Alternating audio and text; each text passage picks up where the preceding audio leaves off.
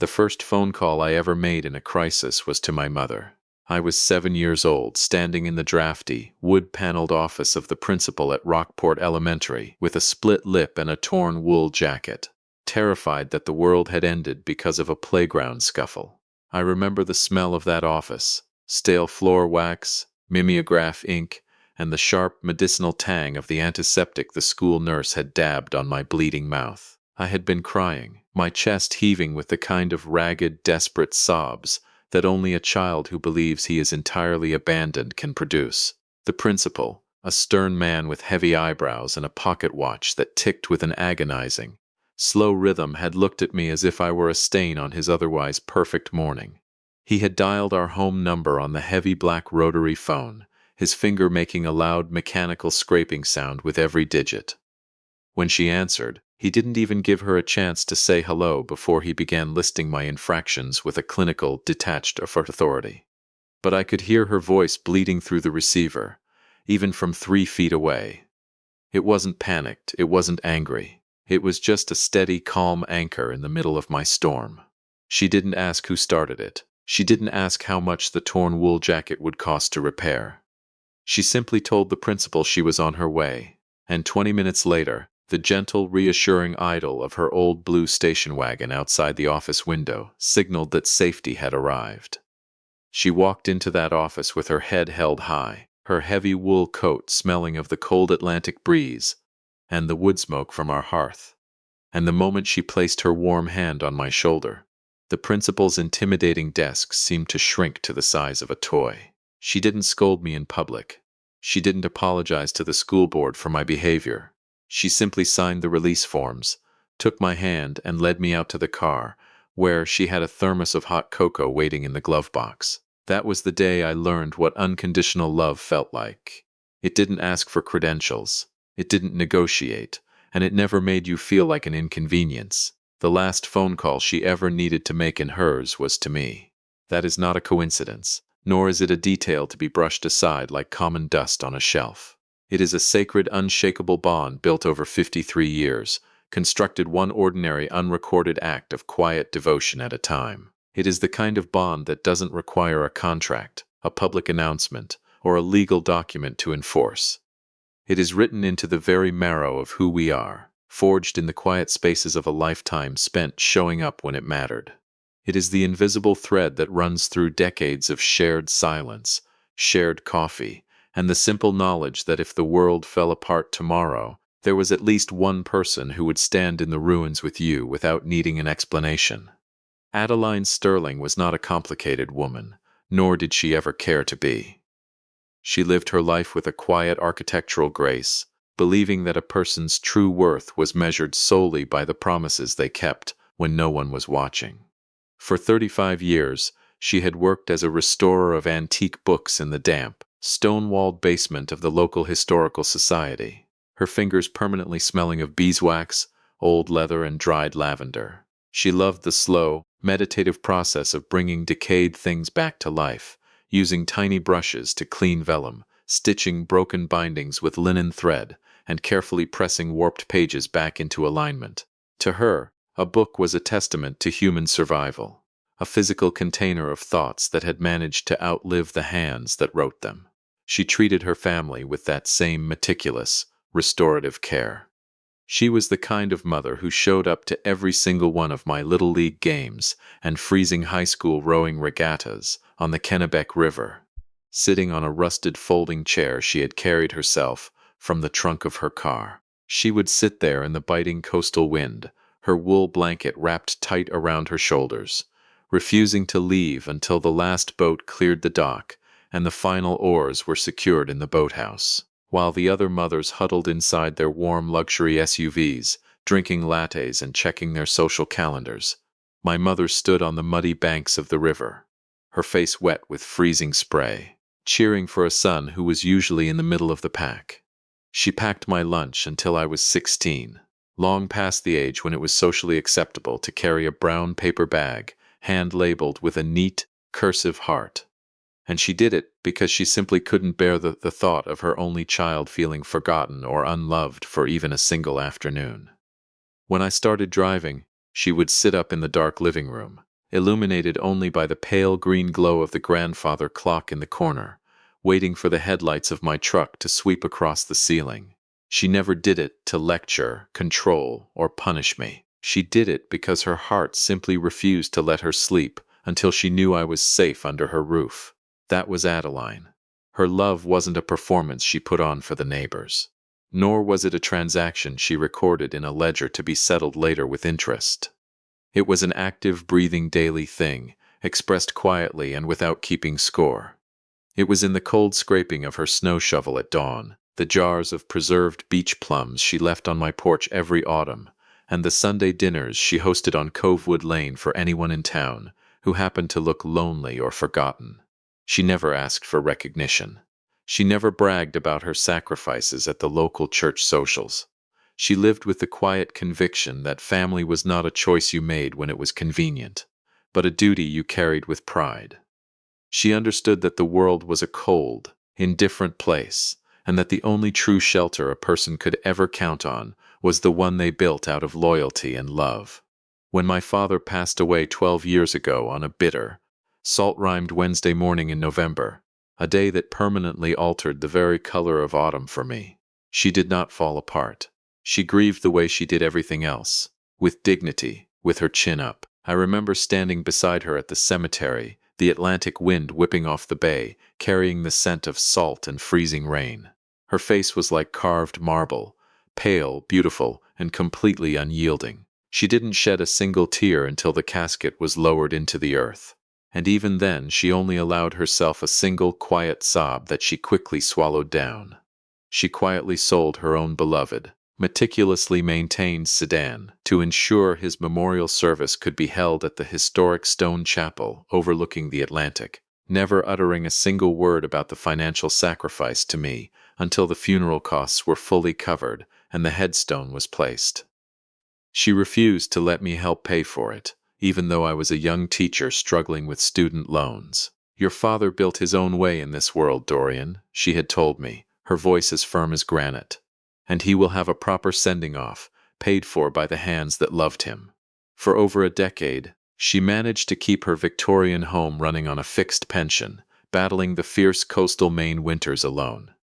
She became an expert at conserving heating oil, wearing layers of heavy wool sweaters and keeping the thermostat at a crisp 55 degrees.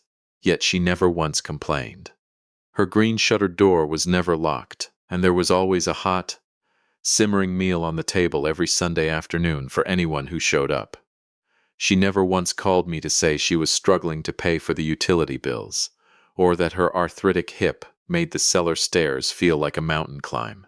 She guarded her independence like a sacred treasure, not because she was proud, but because she didn't want her presence to ever feel like a burden to my busy life. So understand the absolute weight of the moment when Adeline Sterling called me at precisely 7:42 on a Wednesday morning and said her chest felt funny. Her voice was thin. Not her usual voice at all, because Adeline didn't do thin. This was a woman who had survived the loss of her husband, a brutal economic recession, and a full hip replacement without ever asking anyone for a single thing. When she spoke my name over the line, it sounded as if she were speaking through a heavy blanket, her words short and gasping, as if she had to fight the air just to summon the breath. I did not hesitate. I did not calculate. I did not weigh my options or look at my busy calendar, because 53 years of that woman's unconditional love does not produce a son who hesitates. It produces a man who moves immediately, without question, without condition. I was out of my chair and grabbing my winter coat before she had even finished her sentence, my keys already in my hand, my mind completely focused on the singular goal of getting to her side. But what that love does not prepare you for is the person standing directly between you and the door. Welcome to Dad's Hidden Revenge. Get comfortable. This story is going to take you somewhere. Hit that like button and drop a comment below letting me know where you're watching from. Trust me, you're going to love it here. My name is Dorian Sterling. I am 53 years old. I coach youth baseball on weekends, teach history at the local high school, and for 11 long years of marriage, I had been the kind of husband who genuinely believed that keeping the peace was the exact same thing as having peace. I was wrong. It took me a long time to realize it, but I eventually got there. It is a slow, insidious process, the way you let your own boundaries erode for the sake of avoiding a conflict. You swallow your pride once, then twice, then 100 times, until you wake up one morning and realize you have been living with a stranger who views your patience as weakness and your kindness as an invitation to walk all over you. You convince yourself that if you just work a little harder, if you just ignore the sharp comments, the dismissive sighs, and the cold shoulder, things will eventually return to the way they were when you were young and full of hope. But they don't. The gaps only grow wider. The coldness grows deeper, and the silence becomes a wall that you can no longer climb. You find yourself walking on eggshells in your own home, apologizing for things you didn't do, and shrinking your own presence just to avoid triggering another passive-aggressive sigh or another lecture on how your career choice has limited the family's potential. It was Wednesday, the 14th of January. The morning was bitterly cold, the kind of New England freeze that gets deep into your bones and stays there, making every movement feel heavy and sluggish. I was standing in our modern granite countertop kitchen, watching the coffee drip slowly into the glass carafe, staring at the gray ice clinging to the corners of the kitchen window. The wind was howling off the bay, rattling the storm windows and carrying the scent of freezing sea salt. Our house, a large, beautiful colonial on Windermere Terrace, had been renovated to Genevieve's exacting standards. It was a cold, pristine space filled with minimalist furniture, white carpets, and modern art, a space that felt more like a gallery than a home. It was a space designed to impress her clients, not to provide shelter from the storm. My own truck, a reliable but aging 2019 Chevy Silverado that had seen better days, was sitting on a hydraulic lift at Kerrigan's Marine and Auto on Flatbush Street. The alternator had completely given out the night before in the middle of a freezing rainstorm, and Harrison Kerrigan had called me at dawn to say the replacement part wouldn't arrive from the warehouse in Portland until Friday evening at the earliest. Then my phone buzzed on the counter. The caller ID read Mom. I picked up on the second ring, my heart immediately skipping a beat because she never called this early. My mother was a woman who guarded her independence fiercely, always terrified of being a bother to my busy life. I asked her if she was okay, my voice already carrying a tremor of panic that I couldn't quite suppress. Her voice came through the line, thin, fragile, and utterly unlike her. She apologized for calling so early, her voice trembling as she said. Her chest felt very tight, and her left arm was starting to feel completely numb. She tried to downplay it, as she always did, saying she was sure it was just indigestion from the leftover stew she'd eaten the night before. But the raggedness of her breathing told a far different story. Each breath sounded like a gasp, a desperate struggle against an invisible weight pressing down on her lungs. I didn't let her finish her apology. I told her to stop talking, to unlock her front door immediately, and to sit down on the velvet sofa. I hung up the phone and stood there in the silent kitchen for exactly 3 seconds, my mind racing through our options. I needed a car, my wife Genevieve's car, a pristine silver Porsche Cayenne that she kept meticulously clean, was sitting fat and unbothered in the driveway, its windows completely clear of ice because she had parked it in our heated garage the night before.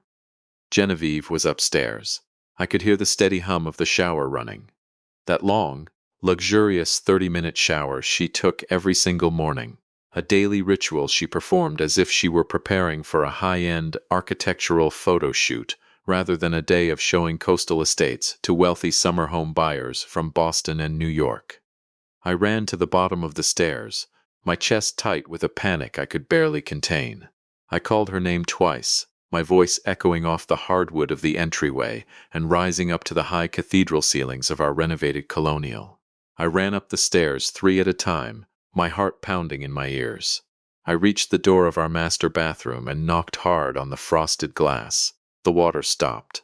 There was a long, heavy silence, the kind of silence that doesn't carry concern, but rather the deep, freezing irritation of someone whose peace has been rudely interrupted by an unwelcome demand.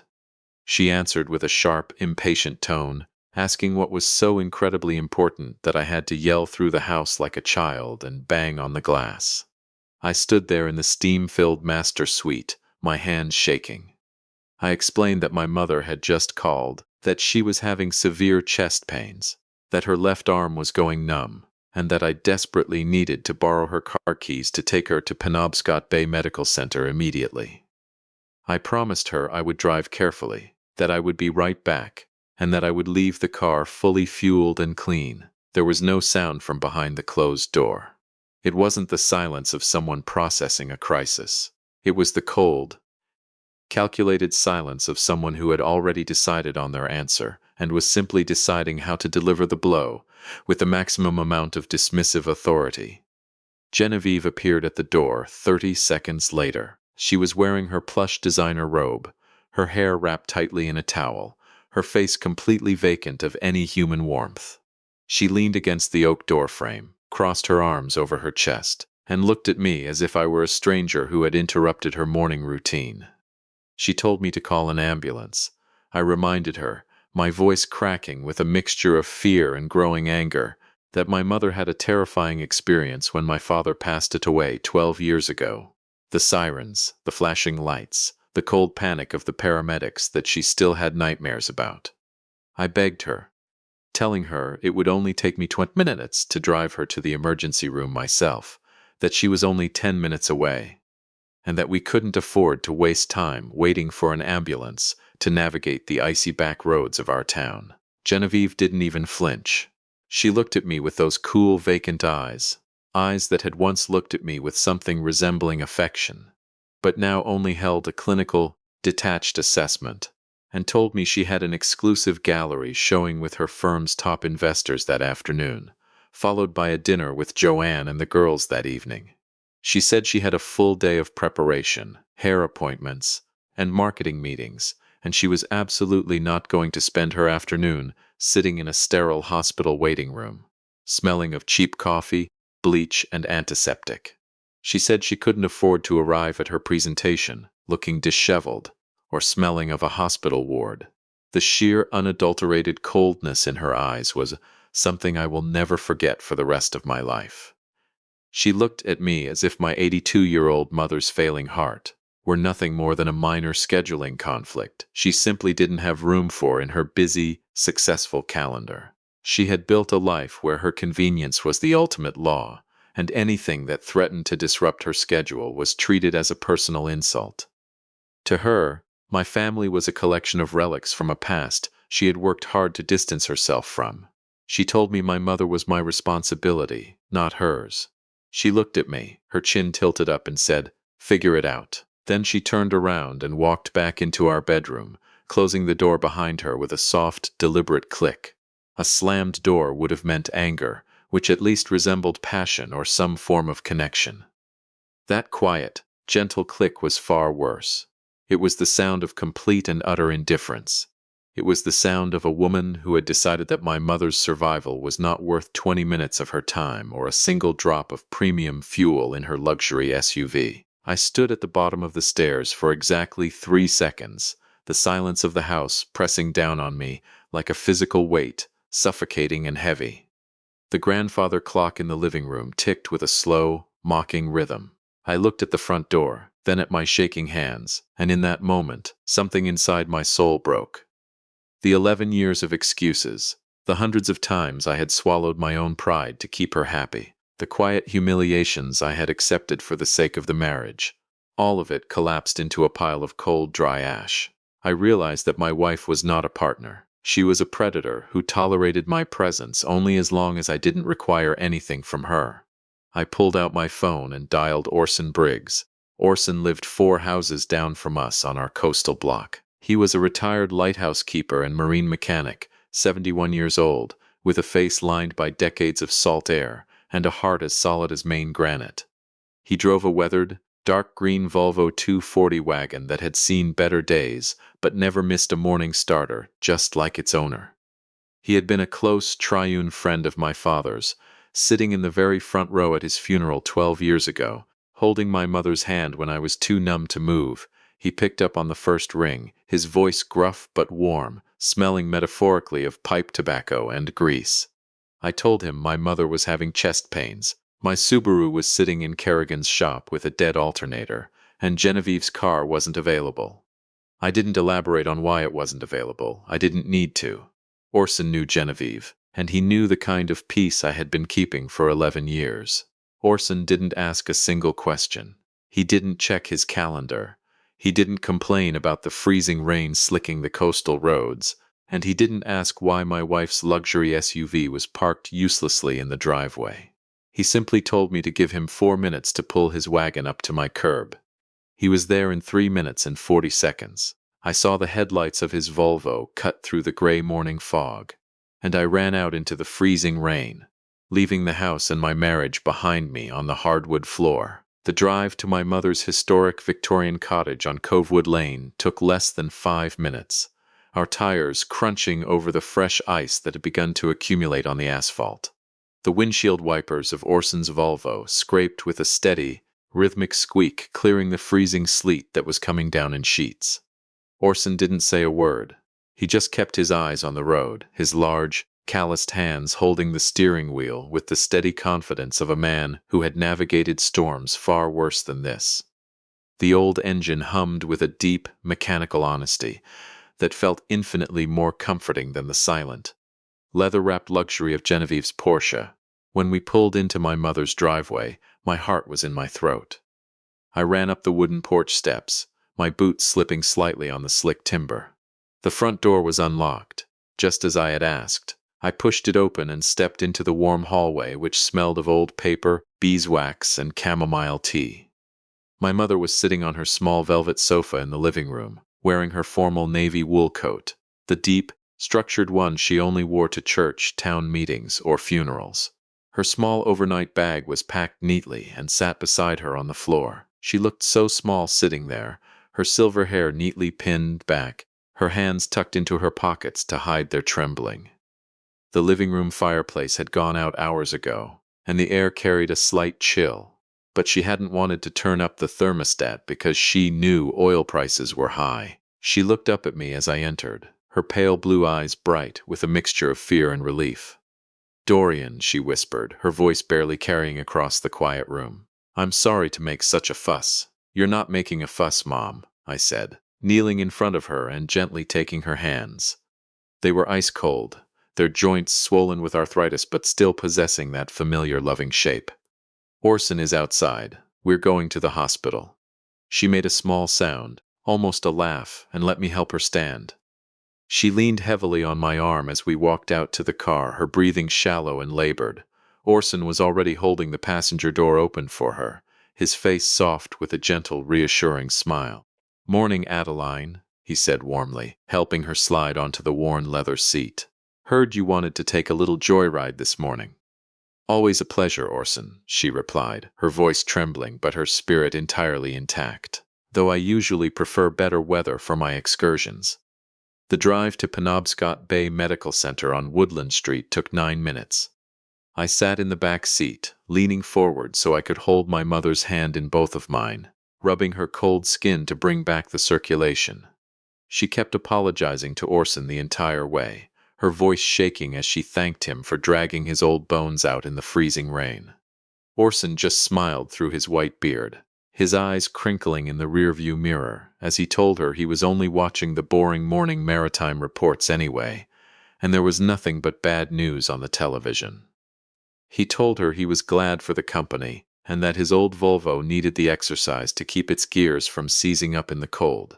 But as I sat in the back of that old Volvo, watching the gray Maine coast slip past the frosted windows, I felt a deep, silent shift occur inside my chest. It was a cold, quiet clarity about my marriage, a realization that had been creeping up on me for 11 years, but had finally crystallized in the warmth of Orson's old car. I looked at my phone sitting dark in my palm, and I realized that the woman I had built a life with, the woman I had supported through every career change, every high-pressure listing, and every personal crisis, had looked at my mother's life and decided it wasn't worth 20 minutes of her afternoon. I felt an immense, overwhelming gratitude for the neighbor who had showed up without a second thought, and a profound, icy finality for the wife who had stayed behind to protect her schedule. I realized that a marriage built on convenience is not a marriage at all. It is merely a transaction, and when the price of admission becomes too high, the other party simply walks away. We checked into the emergency room at exactly 8:27. The waiting room was chaotic, full of people coughing, children crying, and families waiting in silent anxiety under the harsh fluorescent lights.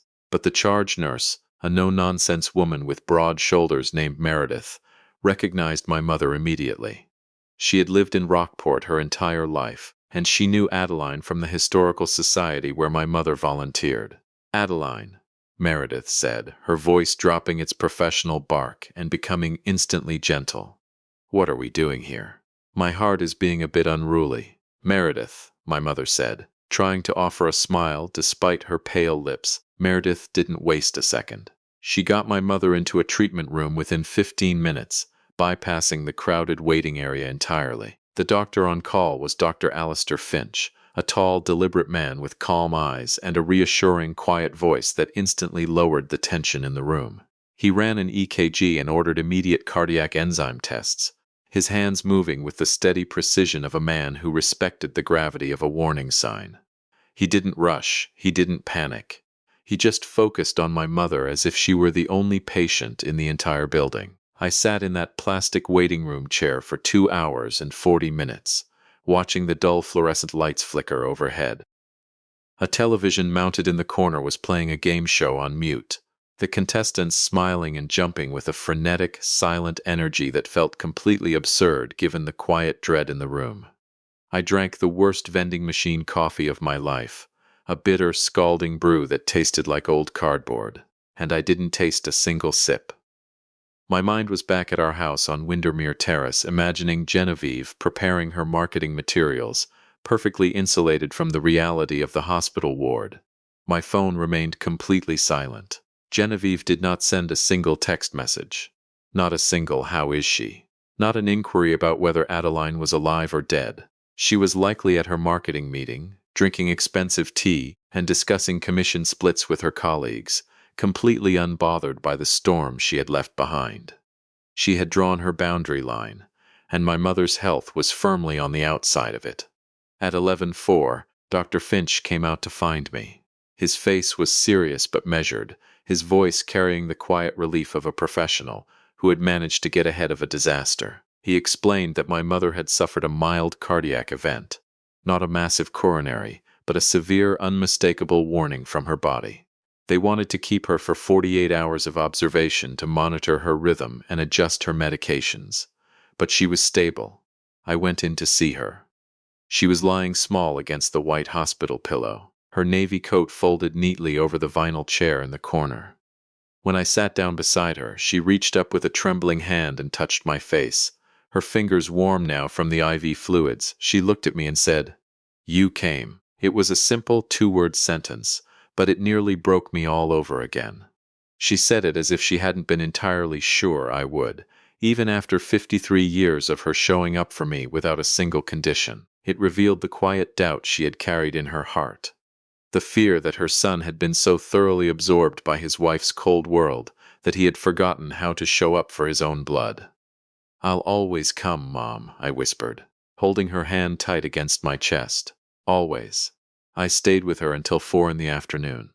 We watched a game show together, her sharp mind beating me easily despite her exhaustion. She was sharper than me on her worst day, always had been. But just before I stood up to leave, her fingers tightened around my wrist with a surprising, desperate strength. She looked at me with her clear, pale blue eyes and noted, without a shred of anger in her voice, that Genevieve had not come. I tried to make an excuse, murmuring something about her busy real estate schedule. But my mother simply shook her head slowly, looking out at the fading gold light hitting the coastal hills of Penobscot Bay.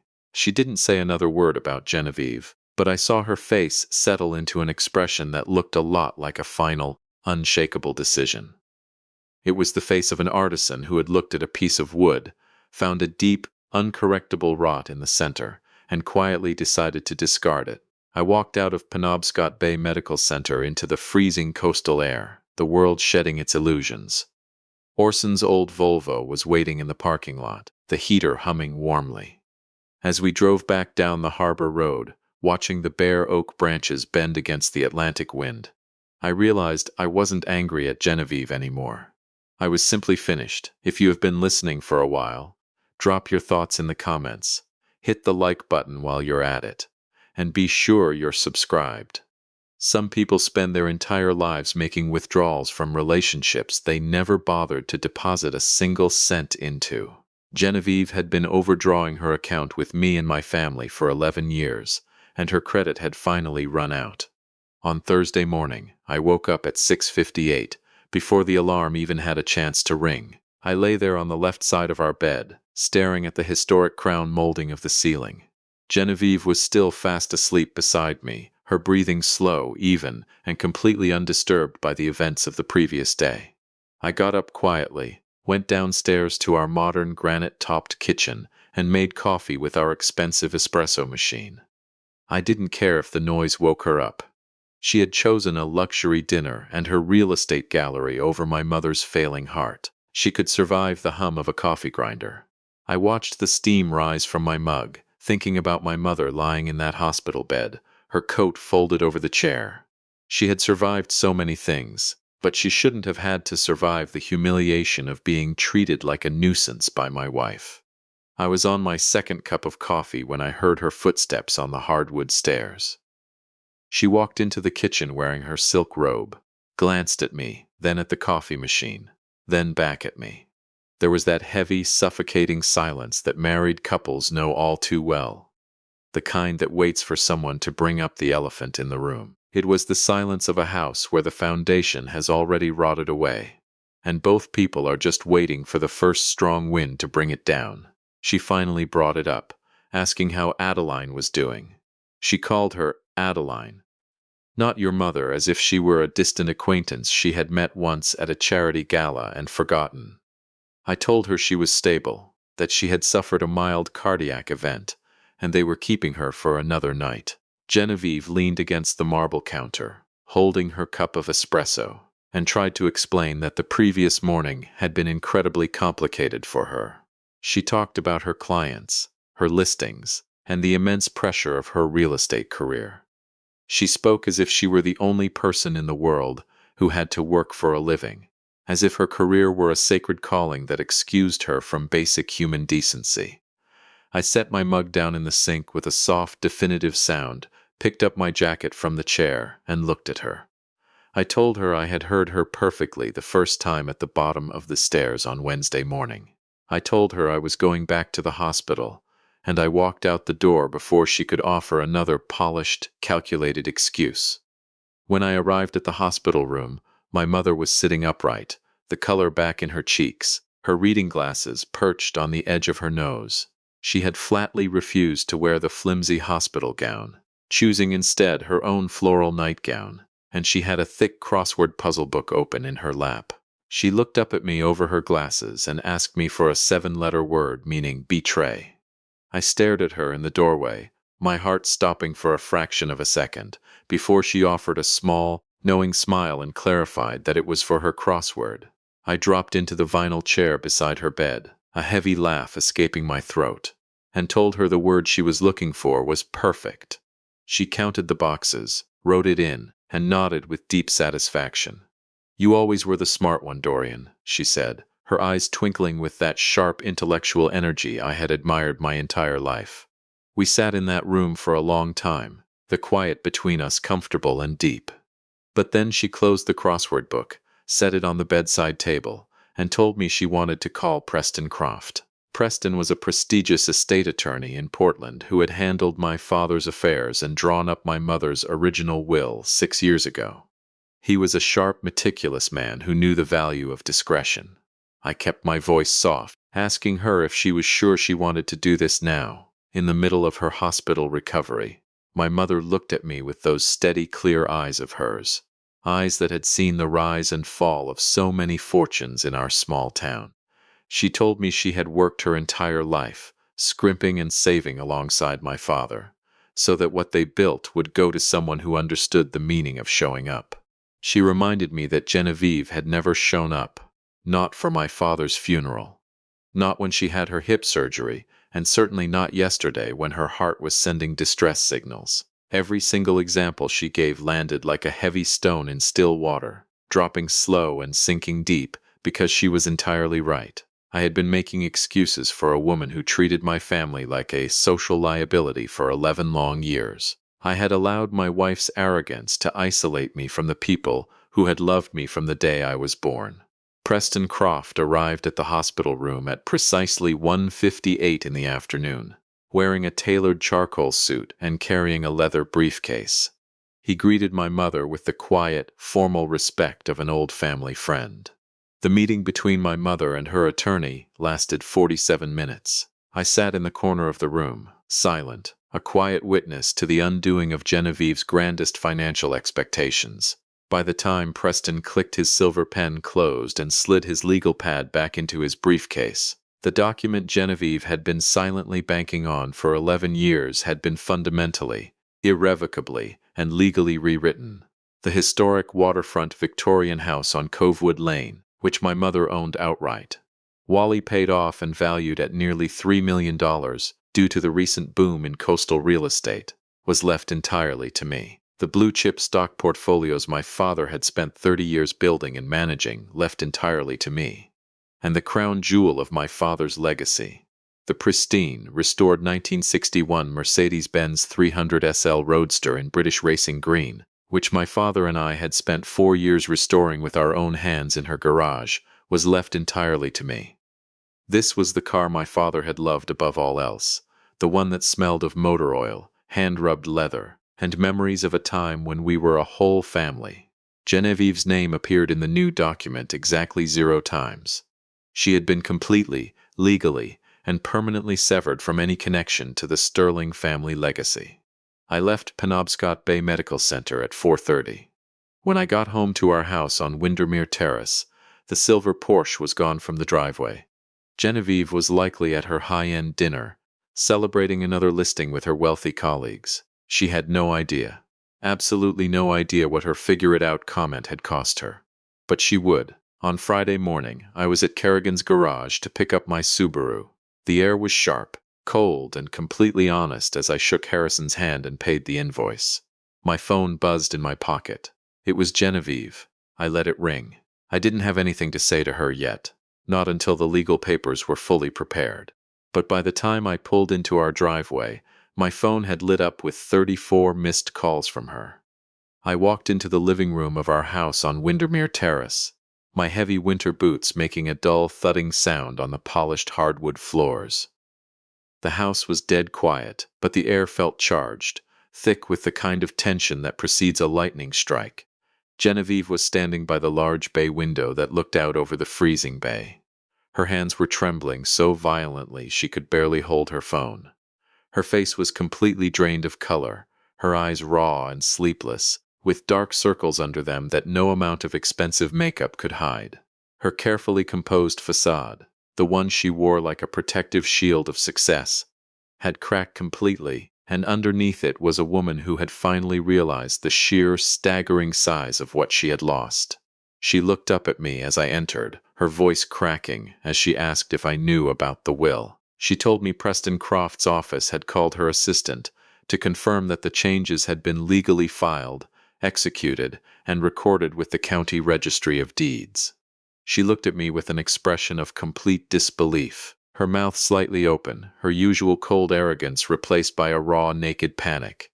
I stood there in the entryway, my car keys still in my hand, and looked at her.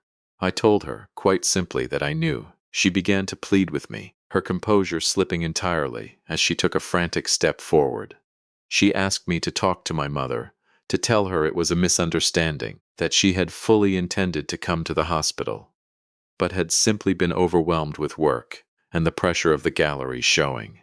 She said it wasn't fair that an entire lifetime of family assets could be wiped out because of one bad morning. She tried to make it about the money, of course, because to Genevieve, money was the only metric that mattered. She couldn't comprehend that my mother had made a moral decision, not a financial one. I took one slow, deliberate step toward her, keeping my voice calm and measured.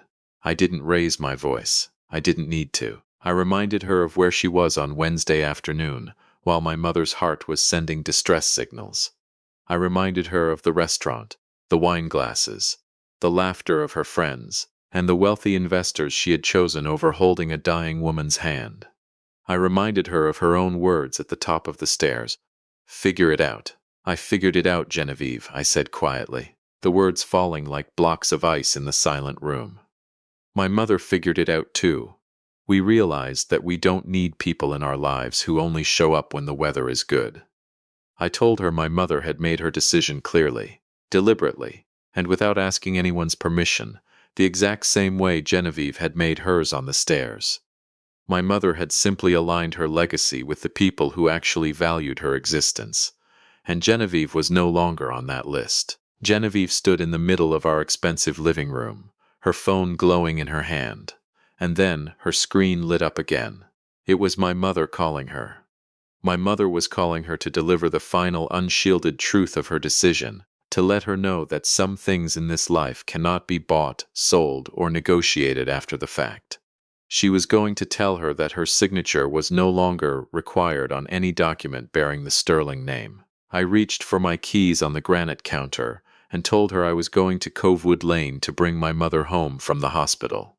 She looked at me, her eyes wide with a desperate, pathetic hope that I would stay, that I would help her fix the wreckage of her own making. She began to cry, the tears ruining her makeup, but I felt nothing. No anger, no resentment, no desire to comfort her. The woman standing before me was a stranger who had shared my bed for 11 years, but had never shared my heart.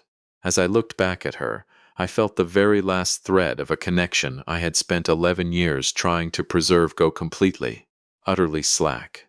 I felt nothing but a clean, cold, and beautiful release.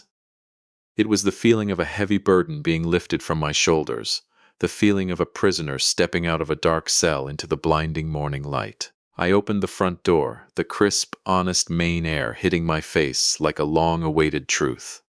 I turned back to her one last time, looking at the 38 calls of consequence written into the deep lines of her face, and told her she should probably answer that. I closed the door behind me and walked out into the cold, honest morning, finally safe, finally free. To truly understand the depth of what occurred in that quiet living room, you have to understand the history of that 1961 Mercedes-Benz 300 SL Roadster. It wasn't just a car. It was a physical monument of steel and chrome that we had rebuilt from a rusted, forgotten shell in a barn off Route 1. My father had bought it in the summer of my 14th year, the same year my mother had packed those hand-labeled lunches. The car was a disaster. Its floorboards were completely rotted through, its engine block was seized with rust, and its wire-spoke wheels were covered in decades of chicken coop grime. But my father had looked at it with the same quiet, restorative eyes that my mother used on her antique books. He told me that anything made by human hands could be restored by human hands, provided you had the patience to respect the original design. We spent 4 years of Saturdays in the garage on Covewood Lane, working under the warm yellow glow of a single halogen bulb. My father taught me how to scrape rust without gouging the metal, how to rebuild a triple-SU carburetor with gaskets the thickness of paper, and how to hand-rub lacquer until it shone like dark water under a full moon. The car was painted British racing green, a deep, rich color that looked almost black in the shade, but revealed a brilliant emerald depth under the afternoon sun. The interior was upholstered in biscuit-colored leather, which my mother had helped us stitch, her fingers using the same linen thread she used for her vellum books. When we finally started the engine for the first time on a warm June afternoon, the sound of that inline-six was like a symphony. It was a mechanical triumph, a testament to what could be accomplished when you didn't look for shortcuts. Genevieve had always hated that car. She called it a noisy, unreliable relic of a bygone era, a useless waste of garage space that didn't fit the modern luxury aesthetic she wanted for our home. She had tried to convince my mother to sell it dozens of times, even bringing a classic car appraiser from Boston to the house, without my mother's permission. She had already calculated the commission she could make by selling it to a collector, viewing my father's pride as nothing more than a liquid asset waiting to be cashed in. To her, The hours my father and I had spent sweating over that engine block were completely worthless, because they couldn't be recorded on a balance sheet. She didn't understand that the smell of that leather was my father's voice, that the hum of that engine was a conversation we had finished 30 years ago. That was the fundamental difference that defined our marriage. Genevieve lived in a world of transactions. Every friendship she made was with a potential client. Every dinner party she hosted was a networking event. Every conversation we had in the quiet of our kitchen was a negotiation about our social standing.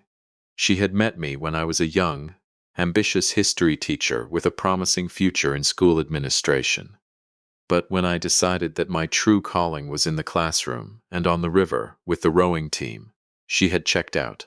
She began to view my career as a personal failure, a limitation on the life she believed she deserved. She poured all of her energy into her real estate firm, quickly rising to become the top agent in the county, listing multi-million-dollar summer homes to wealthy urbanites who wanted to buy a piece of the Maine coast. She bought the Porsche Cayenne with her own commission, and she made sure everyone in town knew it. She would park it in the most visible spots at the school. She would use it to drive clients to expensive restaurants, and she would talk about its safety features and performances as if they were a reflection of her own character. But when the winter storm struck, and my old Subaru lay broken on a lift, that car became a fortress of her own selfishness. It was a vehicle designed to move her through the world without ever having to feel the cold, without ever having to touch the mud, and without ever having to show up for anyone who didn't have a checkbook. The emergency department of Penobscot Bay Medical Center was a place where all of the illusions of wealth and status were stripped away at the door. There were no VIP waiting rooms, no luxury seating, and no special treatment for the people who drove silver Porsches. Everyone sat in the same molded plastic chairs, drank the same bitter coffee from the vending machine, and stared at the same linoleum floorboards. I sat there between a young lobster fisherman who had crushed his hand in a winch and an elderly woman who was waiting for news about her husband's hip fracture. The air smelled of wet wool, damp boots, and the sharp, clinical tang of rubbing alcohol. Every time the heavy double doors of the fire in the hearth always outlasts the winter storm as long as you keep the right wood burning. If you felt the warmth of Adeline's and Dorian's loyalty today, go ahead and hit that like button. Make sure you're subscribed, and drop a comment telling me what city or country you're watching from tonight. Take care of your loved ones, and I'll catch you on the next one.